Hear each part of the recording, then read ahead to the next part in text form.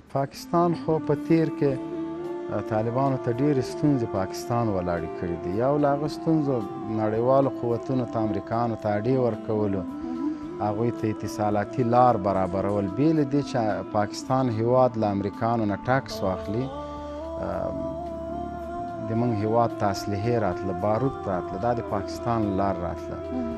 زموږ مشران یې زندان ته اچولي وو، طالب چارواکي، حتی عادي طالبان هغوی نه پرېښودل. په امریکا په ګوانتانامو زندان کې چې څومره افغانانو اکثریت پاکستان نیولي وو، هلته یو دیکتاتور و، هلته د فوج مشر واکمن و، هر څه یې چې کول چاته پوښتنه نشي کولی.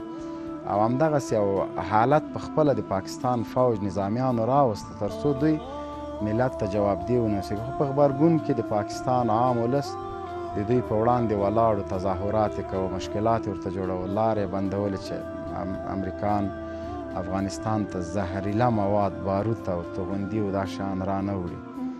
دا چې طالبانو پروا ونه کړله، ځپونکی مقاومت یې وکړه، بالاخره یو روښنایي رامنځته شوه، نو پاکستان خپله پالیسي بدله کړه. د طالبانو په وړاندې پاکستان ډېر جنایتونه کړي دي، ډېر طالب مشران شهیدان کړي دي.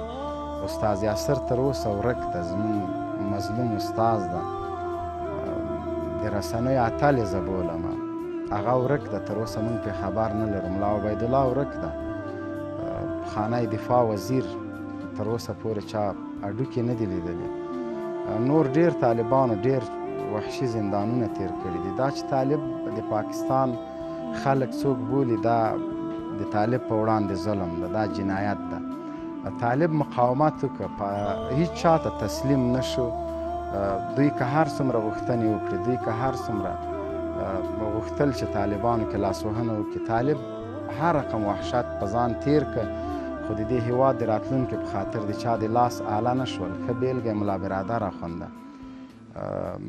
چې پاکستان ورسره بندي کړی و، له کوره ورک و، چا یې درک نه درلوده. نن الحمدلله په ریاست الوزرا کې ناست ده. دا په دې معنا نه ده چې دا د پاکستان کس ده. څنګه کېدلی شي چې ما د څوک په زندان کې واچوي، ما دې له بچیو لرې کړي، ما دې له کوره لرې کړي، ما دې له خپل خویندو لرې کړي، زه د هغه جاسوسي وکړم. دا ناممکنه ده.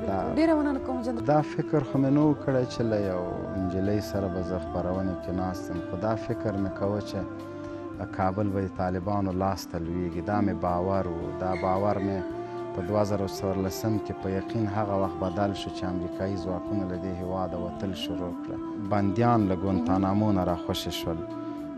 دا باور مې بیخي په یقین بدل شو او د ما دپاره ډېر امید کوونکی، امید بښونکی. کله چې په قطر کې مذاکرات شروع شو، تړون لاسلیک شو، باور مې نور هم زیات شو چې کله ټرمپ له دغه تړون نه سرغړونه وکړله، نو تقریبا په هغه شپه خو ما بیخي خوب نه ده کړی، د ورځې یم مایوسه او په سبا شپه ما ته خوب نه راته، ځکه ټرمپ یو لیونی ولسمشر و، داسې یو څوک چې هېڅ باور نه پرې کېده، بهانې یې لټولې، د هغه په ژمنې هېڅ باور نه کېده.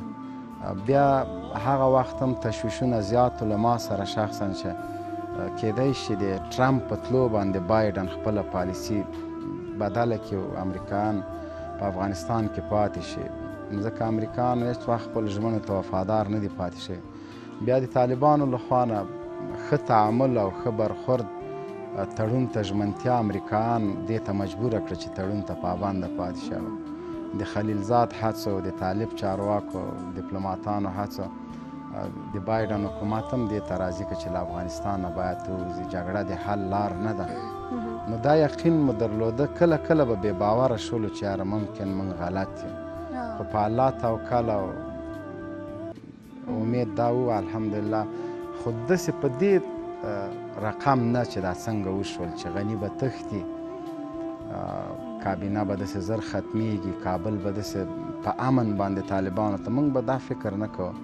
د کابل ډېر ښکلی ښار ده، تشویش به دا و چې دا ښار خدا نخواسته خراب نسي او 1990 کلونو غوندې په کنډواله بدل نشي، جګړه ونه شي. نو هغسې ونه شوله، کوم چې فکر کو ډار مو چې له څه شي درلوده الحمدلله هغسې ونه شول، ځکه زموږ هیوادوال ډېر کمزور اقتصاد لري او چا ډېر په مشکلاتو ځان ته یو کور جوړ کړی هغه د دې اور لمبې په یو ساعت کې ختم کړي. دا ډېر